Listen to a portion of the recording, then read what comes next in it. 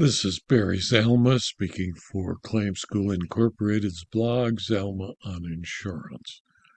Today we explain again why if you commit a crime, you must do the time, and why a fraudster's attempt for post-conviction relief was denied.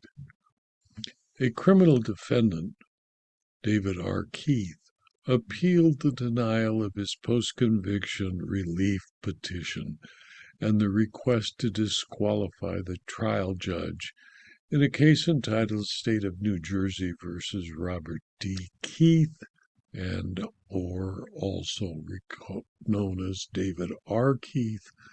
The Superior Court of New Jersey Appellate Division on May 25, 2025 denied Keith's request for relief. Robert Keith, serving as a bookkeeper for RupCoe Heating and Plumbing, was indicted on multiple financial offenses, including money laundering and insurance fraud. He pleaded guilty to a first-degree charge of financial facilitation and third-degree charge of insurance fraud, resulting in a recommended 10-year prison sentence for money laundering and 4 years for insurance fraud to be served consecutively.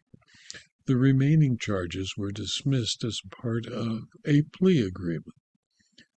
During sentencing, the trial judge considered the victim's emotional impact statement and noted that the defendant's extensive criminal history, which included multiple convictions for similar offenses. The judge identified several aggravating factors, such as the defendant's persistent criminal behavior and the need for deterrence, while only one mitigating factor was acknowledged: the defendant's promise to pay restitution. Ultimately, the judge sentenced Keith according to the plea agreement without analyzing specific statutory requirements for consecutive sentencing. The defendant appealed the sentence, raising issues regarding the consecutive nature of the sentences imposed. The appellate court suggested a remand for the trial court to clarify the reasons for consecutive sentencing and to ensure the victim impact statement was appropriately considered. On remand, the trial judge provided further justification for consecutive sentences, but did not conduct a new sentencing hearing, which the defendant argued was necessary. Following the remand, Keith filed for PCR, claiming ineffective assistance of counsel and procedural errors by the trial judge. The trial judge dismissed the PCR application, stating that the claims could have been raised on direct appeal and were thus procedurally barred. The judge also found that the victim impact statement was not overly prejudicial and did not divert attention from the sentencing factors. On appeal, Keith contended that his counsel was ineffective for not requesting a full resentencing hearing and failing to address the victim impact statement's content adequately. However, the appellate court upheld the trial judge's decision, stating that the limited remand did not necessitate a complete resentencing and that the trial judge had followed the appellate court's directives. Concluding, ultimately, the appellate court affirmed the trial court's decisions, concluding that the sentencing was appropriate and that the claims raised by Keith did not warrant relief. The court emphasized that the trial judge had exercised discretion within the bounds of the law and that the procedural claims regarding ineffective assistance of counsel were not substantiated. It is axiomatic in New Jersey that sentencing decisions are discretionary. Therefore, the appellate court reviews a sentence for an abuse of discretion and defers to the sentencing court's factual findings and should not second-guess them. To facilitate meaningful appellate review, trial judges must explain how they arrived at a particular sentence. Trial judges have discretion to decide if sentences should be served concurrently or consecutively. In his written opinion, following his oral decision, the trial judge ultimately concluded that the negotiated plea and sentence was fair.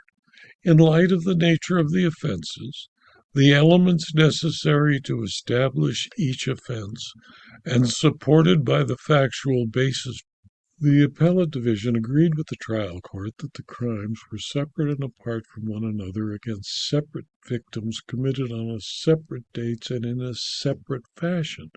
Combining these observations with the trial court's detailed analysis of the pertinent aggravating and mitigating factors, and considering the specific facts of this case, the appellate court could discern no error in the exercise of the trial court's discretion in concluding that the consecutive service of the sentences was proper and was fair.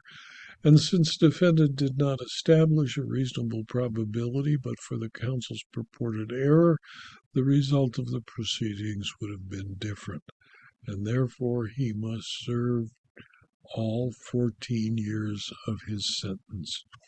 In my opinion, New Jersey allows a person, after being convicted of a crime or crimes and sentenced to seek post-conviction release from the Appellate Division, by claiming inadequacy of counsel or other grounds allowed by the statute. Keith's attempt to reduce his sentence and his appeal, the finding of the trial court's refusing post-conviction relief, failed because he was a successful fraudster for a while. His attempts only failed in the trial court and at the Appellate Division. And having committed and having been convicted of two separate crimes, committed against two separate sets of victims, he must serve the time consecutively, 10 years for one crime and 4 years for another, for a total of 14 years. This video was adapted from my blog, Zelma on Insurance, which is available free to anyone who clicks on the URL zelma.com/blog. You can subscribe to the blog, and if you do, you'll receive notice of every blog posting, usually 5, sometimes 6 a week, and you'll also get access to the more than 5,050 blog postings.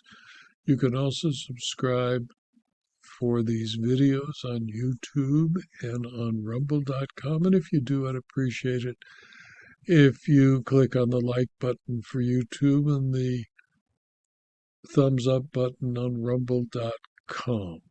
Please tell your friends and colleagues about the blog and these videos so that they too can subscribe. And if you're interested in further detail about insurance, insurance claims, insurance law, and insurance fraud, please consider for a very small fee subscribing to my Substack publications. Thank you for your attention.